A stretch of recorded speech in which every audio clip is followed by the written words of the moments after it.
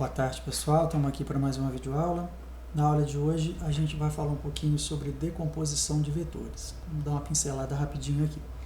Bom, antes da gente partir propriamente dito para a decomposição de vetores, eu quero fazer uma revisãozinha rápida aqui. Primeiro, grandezas vetoriais são aquelas que só ficam completamente definidas quando a gente informa o seu módulo, que é o seu valor e a sua unidade medida, a sua direção, se elas estão na horizontal ou na vertical, e os sentidos, está para a direita, para a esquerda, para cima ou para baixo. Então, somente depois de informar essas três características é que a nossa grandeza vetorial vai estar completamente definida. Segundo ponto é que, em muitas situações, a gente precisa substituir um grupo de vetores, um conjunto de vetores que a gente tem ali, por um vetor único, chamado de vetor resultante ou de vetor soma. E que para calcular esse vetor soma, o vetor resultante, a gente tem algumas regrinhas específicas, algumas regrinhas especiais. Não é simplesmente somar ou subtrair algebricamente, né, o módulo dos vetores. Essas regrinhas são as seguintes. Primeira delas, quando a gente tem dois vetores que estão na mesma direção e no mesmo sentido, aqui eu representei duas forças agindo sobre um corpo. Então, ambas estão na horizontal, ambas apontam para a direita. Toda vez que os vetores estiverem na mesma direção e no mesmo sentido, independente de quantos forem, o vetor resultante vai ser obtido somando-se o módulo de todos aqueles vetores que estão ali. Segundo caso, se eles estão na mesma direção, mas em sentidos opostos, aqui a gente tem um para a direita e outro para a esquerda, ambos agindo na horizontal. Nesse caso, o vetor resultante vai ser obtido pela diferença dos módulos daqueles vetores que estão agindo ali, ou aqueles que apontam num sentido menos os que apontam em sentido oposto. Tanto faz se eu fizer os da direita menos os da esquerda, os de cima menos os de baixo, isso aí é tudo uma questão de orientação. Normalmente, a gente está acostumado aí com o nosso plano cartesiano, né, a nossa orientação positiva para a direita e para cima, e o negativo para a esquerda e para baixo. Mas nada impede que a gente use uma convenção, uma orientação invertida, tá? Não vai ficar errado não. Terceiro caso, quando eles são perpendiculares entre si. Eu tenho aqui um F1 na horizontal, um F2 na vertical. Os dois formam ali um ângulo de 90 graus entre si. Nesse caso, a resultante é obtida pelo teorema de Pitágoras. Então, toda vez que os vetores estiverem formando um ângulo de 90 graus entre si, a resultante pode ser obtida pelo teorema de Pitágoras. E um quarto caso, que é o que a gente chama de regra do paralelogramo, que é quando a gente tem vetores em direções variadas, direções aleatórias, e a gente vai ordenar esses vetores de tal forma que eles vão formar um polígono. Então, por isso recebe o nome de regra do paralelogramo, né, o método poligonal, como a gente fala. A gente vai ordenar esses vetores da seguinte maneira: nós vamos colocar a origem de um coincidindo com a extremidade do outro, mantendo a mesma direção e o mesmo sentido dos vetores originais. Então, por exemplo, eu tenho aqui vetores A, B e C, eu vou ordená-los fazendo a origem de um coincidir com a extremidade do outro, mas eu vou manter a mesma direção e o sentido do vetor A, a mesma direção e o sentido do vetor B, a mesma direção e o sentido do vetor C. Então, a gente vai formar uma figura desse tipo. Olha, eu mantive a direção e o sentido de A, coloquei a origem de B coincidindo com a extremidade do A, mantive a direção e o sentido do B, coloquei a origem de C coincidindo com a extremidade de B, mantive a direção e o sentido do vetor C. O vetor resultante, ele sai da origem do primeiro vetor, que seria o nosso vetor A, e termina, ou tem extremidade, na extremidade do último que a gente ordenou ali. Então, seria essa reta verde que está representada ali. Observem que a gente formou um polígono, né? Daí o nome de método poligonal, né? Então, esse é um método quando a gente tem vetores em direções aleatórias, né? A gente pode estar usando este procedimento aí para calcular o vetor resultante, e aí depois aqui a gente pode, né, essa linha verde, ela pode ser calculada, entre outras formas, através do teorema de Pitágoras, né? Aplicando ali no papel quadriculado, né, a gente poderia formar aqui, por exemplo, um triângulo retângulo aqui, olha, né, que é aqui, normalmente o que a gente faz, a gente ordena esses vetores seguindo o método poligonal e depois a gente calcula esse vetor resultante, no final das contas, usando o teorema de Pitágoras, o que na verdade aquele vetor resultante que aparece ali é a hipotenusa desse triângulozinho retângulo que eu desenhei aqui embaixo. E aí, claro, a gente vai estar usando um papel quadriculado, onde eu vou conseguir qual que é o tamanho desse cateto, por exemplo, A, aqui, medir lá no papel quadriculado, também qual que é o tamanho do cateto B, isso tudo são informações que a gente obtém da própria figura, daí é só aplicar o teorema de Pitágoras, e a gente consegue chegar na medida daquela resultante ali. Bom, então esses são os 4 principais casos que a gente tem para calcular o vetor resultante ou o vetor soma. Acontece que, em alguns casos, o nosso vetor, ou os nossos vetores, porque pode ser mais de um, eles não estão nem na direção vertical nem na horizontal, eles estão inclinados ali, como, por exemplo, esta situação aqui. Eu tenho um vetor V, que seria essa reta verde, esse segmento verde aqui, e ele não está nem no eixo horizontal, nem no eixo vertical. Acontece que muitas vezes a gente precisa operar com esse vetor, a gente precisa fazer alguma operação com ele ali. Então, nesse caso, a gente precisa fazer o que a gente chama de decompor o nosso vetor, encontrar as componentes dele.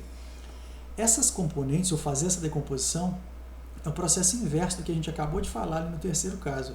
Nós falamos no terceiro caso que quando os dois vetores são perpendiculares entre si, a gente usa o teorema de Pitágoras para achar a resultante que vai estar mais ou menos aqui.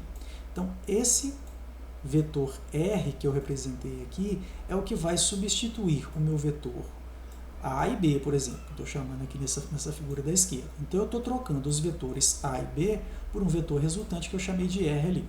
Nesse caso aqui é o inverso.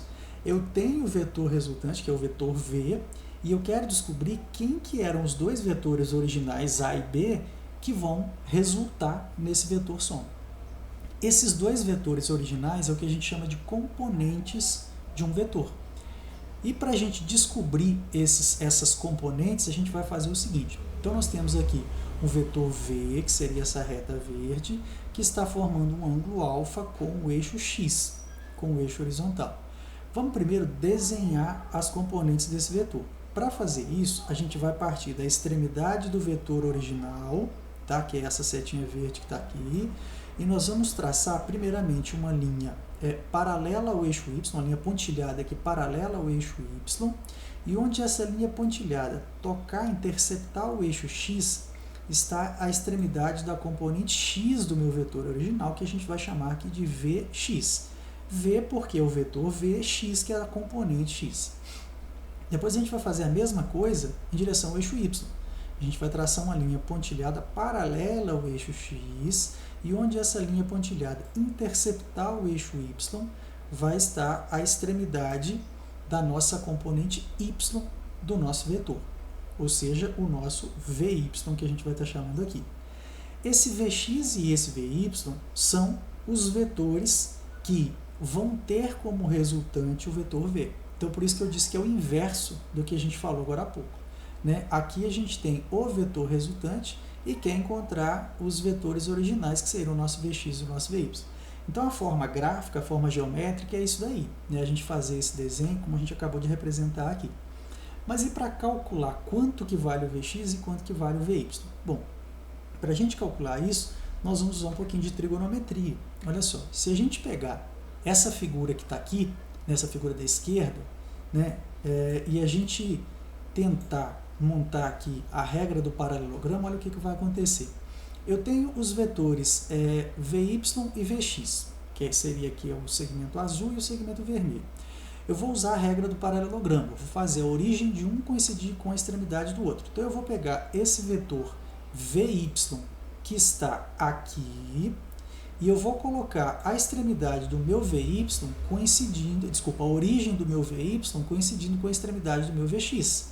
Então, eu vou obter essa figura que está aqui do lado direito, está aqui em cima.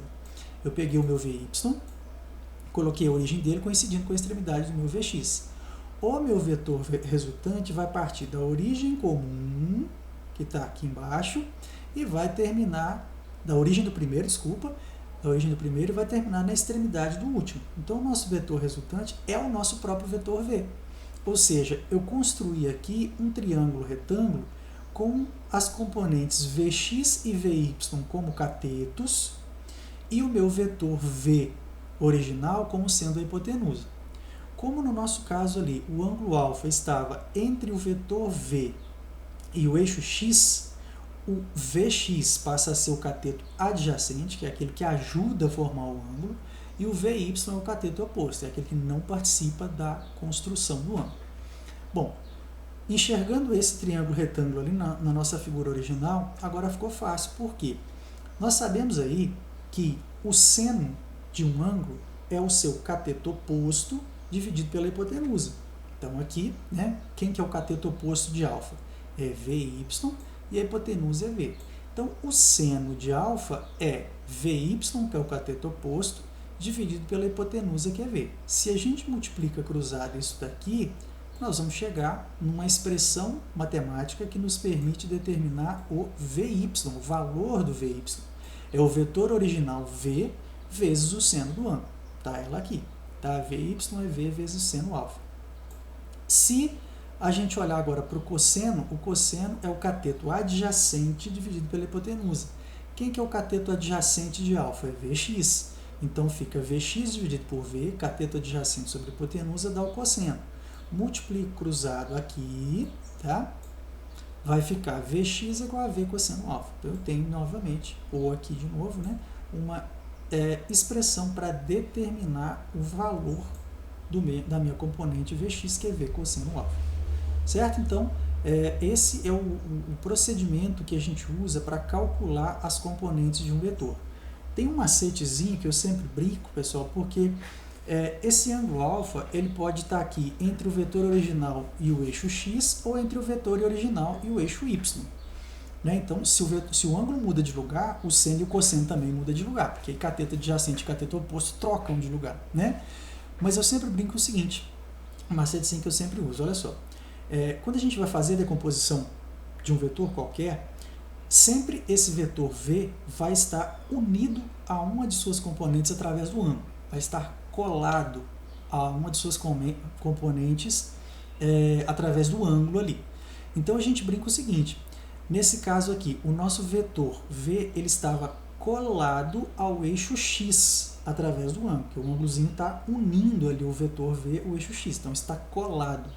Colado ou está coçando o eixo X. Então, o colado, coçando, ele lembra de cosseno. Então, para a componente x, vai ficar V, que é o vetor original, vezes o cosseno do ângulo. Do outro lado, o vetor V original, ele está separado do eixo y, ele está acenando para o eixo y. Então, para o eixo y, vai ficar o vetor original vezes o seno do ângulo. Então, um macetezinho que ajuda muito. Tá? Então, esse é o procedimento que a gente usa para calcular as componentes de um vetor. Como eu estava dizendo, se o ângulo muda de lado, o seno e o cosseno também trocam de lugar. Porque observem que aqui apareceu cosseno para a componente x e seno para a componente y. Mas, se a gente trocar o ângulo de lugar, olha só, é o mesmo esquema, só que agora o ângulo alfa ele está entre o vetor V e o eixo y. Né? Então, agora troca o cateto adjacente e o cateto oposto, invertem ali. Se a gente usar o nosso macetezinho, olha só, o vetor V está colado ao VY, está coçando um VY. Então, para o VY aparece o cosseno de alfa, e o vetor V está separado do eixo X, está acenando para o eixo X. Então, para o eixo X aparece o seno de alfa. Tá? Então, lembrando desse macetezinho, do lado que tem um ângulo aparece o cosseno, porque ele está colado, ele está coçando. Do lado que não tem um ângulo aparece o seno, porque ele está separado e está acenando. É só isso, tá? Qualquer vetor, e aí eu posso pegar qualquer montagem com 2, 3, 4, quantos vetores eu tiver, eu posso fazer a decomposição, porque a partir do momento que a gente faz a decomposição dos vetores, a gente passa a trabalhar com as suas componentes Vx e Vy e esquece o vetor original. Acontece que essas componentes Vx e Vy estão sobre os eixos coordenados, estão sobre os eixos x e y, e aí fica mais fácil da gente usar aquelas regrinhas de soma e subtração vetorial. Vai na mesma direção no mesmo sentido soma, mesma direção em sentidos opostos subtrai, se forem perpendiculares entre si, teorema de Pitágoras. Tá? Então, fazendo essa decomposição, sempre a gente vai cair numa daquelas 3 primeiras regras lá, nessas 3 primeiras que eu acabei de citar aqui. Tá? E aí fica mais fácil a solução do nosso problema. Tá bom? Então é isso, né? Componentes de vetor é só isso, é bem simples, né? e espero ter ajudado, deixado claro aí. Um abraço e até a próxima.